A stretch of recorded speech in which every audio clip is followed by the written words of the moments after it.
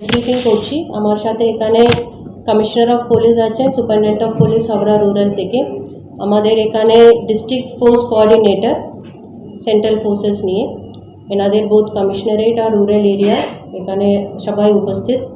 আপনাদেরকে আজকে এটা আগেও আমরা আপনাদেরকে ব্রিফ করেছিলাম, বাট আজকে একটা জয়েন্টলি এটা বলা হয়েছে আমাদের জেলাতে ইলেকশন নিয়ে আমরা কী কী প্রিপারেশনস নিয়েছি।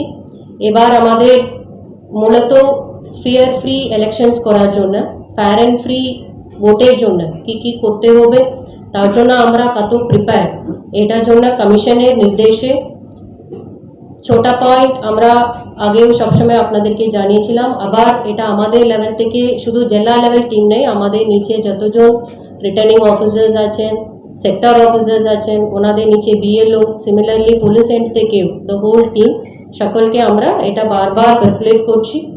Violence free, intimidation free, inducement free, no ছাপ্পা, no booth jamming, no source jamming.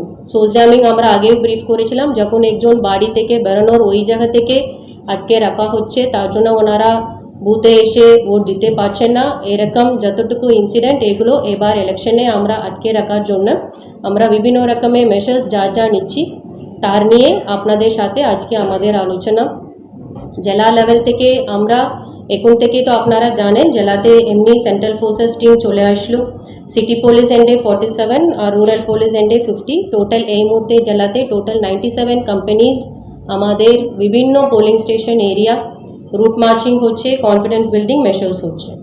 আমরা এনশিওর করছি এখন থেকে যতটুকু পোলিং স্টেশন কভারেজ আমরা অলরেডি আমাদের 2-3 বার প্রত্যেক এরিয়া আমাদের কভারেজ হয়ে গেছে।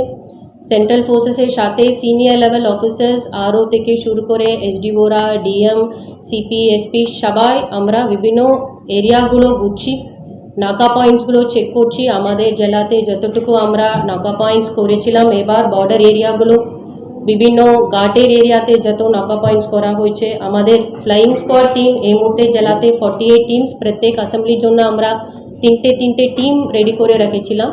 প্রত্যেক টিম ওনারাও মাইকে অ্যানাউন্স করে ভোটারদেরকে আরও একটু কনফিডেন্স নিয়ে আসার জন্য আমরা রেগুলারলি কাজ করছি। আমাদের এসএসটি পয়েন্টস, নাকা পয়েন্টস আপনারা জানেন, এটাও প্রত্যেক অ্যাসেম্বলিতে 3টে করে করা হয়েছে। এখানেও আমাদের রেগুলারলি চেকিং এনফোর্সমেন্ট এজেন্সিসও আলাদা করে করছেন, আমাদের জেলা ম্যাজিস্ট্রেটরাও রেগুলারলি করছেন। এরকম আমাদের অ্যাক্টিভিটি রেগুলারলি চলছে।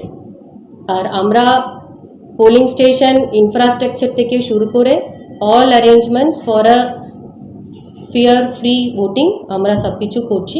এটাই আজকে আপনাদেরকে একটু ব্রিফিংয়ের জন্য আমরা ডাকছিলাম। আমি একটু রিকোয়েস্ট করব কমিশনার অফ পুলিশ ওনার এন্ড থেকে একটু বলে দিতে, তারপরে superintendent of police brief assembly constituency আছে আর একটা পার্ট আছে and total we have